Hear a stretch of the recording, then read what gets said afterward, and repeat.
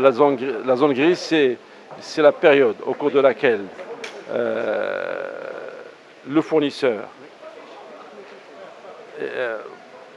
après avoir délivré soit sa marchandise, soit un service rendu, pendant cette zone grise, il doit déposer un certain nombre de documents qui lui permettent donc d'accuser réception, et que cette réception soit accusée par l'ordonnateur donc de la prestation ou de la commande.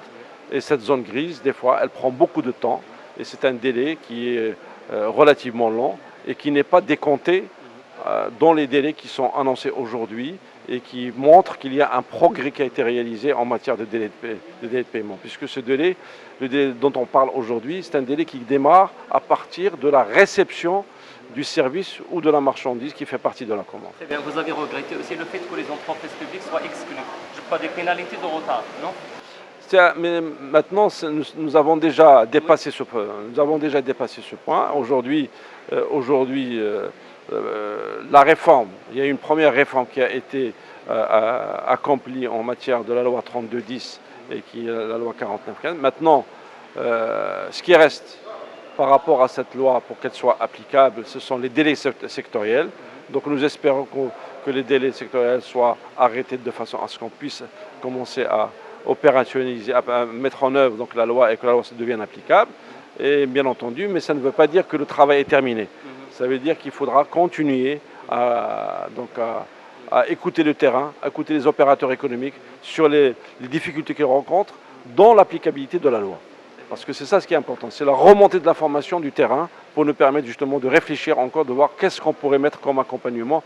Et comme vous le savez, ce n'est pas une question de texte ou une question de règlement, c'est une question en fait de mindset. C'est l'individu qui est dans le processus, qui doit changer sa manière de faire et qui doit faire en sorte pour que la loi soit applicable, elle soit équitable pour l'ensemble des opérateurs économiques. Justement, le fait que les entreprises, les rapports de force commerciaux empêchent parfois les petites entreprises à appliquer les pénalités de retard aux grandes entreprises.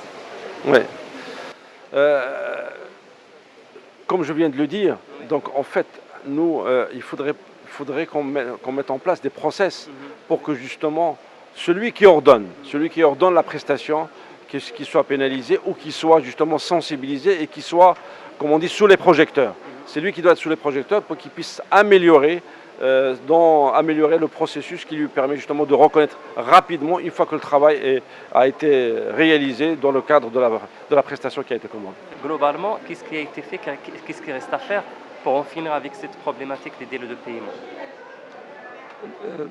Tout d'abord, je dois rappeler donc, le discours de Sa Majesté lors du 20 août 2018 qui a insisté sur l'obligation de payer le dû des entreprises, que ce soit par l'État et les collectivités territoriales. Et dans ce sens, conformément à ces instructions, il y a eu ce décret de 2019, mis en application le 2 mai 2019, qui impose la facture électronique de manière progressive pour les entreprises dans le montant, dans les factures égales ou supérieures à 5 millions de dirhams. Dans une deuxième étape, 1 million de dirhams et dernière étape, 200 000 dirhams. Le but, c'est d'accélérer le paiement.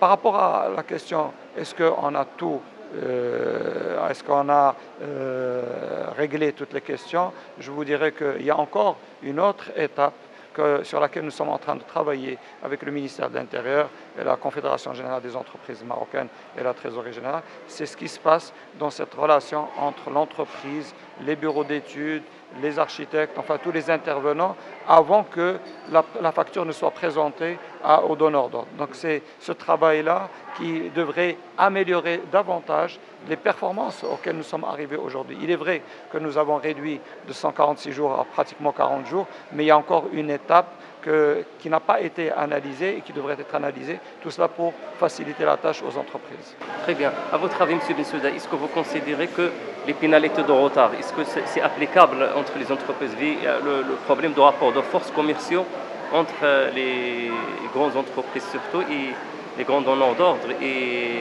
les fournisseurs? Je ne pourrais répondre que pour le public parce que l'État a réglé cette question. Et aujourd'hui, ça s'applique automatiquement. L'intérêt de retard est appliqué automatiquement si le donneur d'ordre ne l'applique pas, la trésorerie générale du royaume l'applique automatiquement grâce à ce système de gestion intégrée des dépenses. Très bien. À votre avis, pourquoi est-ce que ça persiste ce problème de la problématique des délais de paiement? C'est quoi? C'est un problème culturel, problème de mentalité ou problème de... Il doit y avoir certainement plusieurs facteurs. Parfois des facteurs qui sont facteurs objectifs. Parfois c'est une question, je dirais, de comportement. Cette relation qui est traitée dans d'autres pays, les règles sont très claires et sont respectées par tout le monde. Le but, c'est qu'il y ait cette relation de confiance entre les grandes, les moyennes et les petites entreprises. Et nous acheminons petit à petit à essayer de régler cette question grâce aux différentes législations. Mais au-delà, vous avez raison de le dire, c'est un changement de comportement, que ce soit interentreprises, c'est-à-dire entre les entreprises privées, ou au niveau de l'État. Bon, on a fait quand même des avancées importantes et j'espère que le privé va suivre un peu cette volonté globale de réduire les délais de paiement et de respecter surtout la réglementation en vigueur.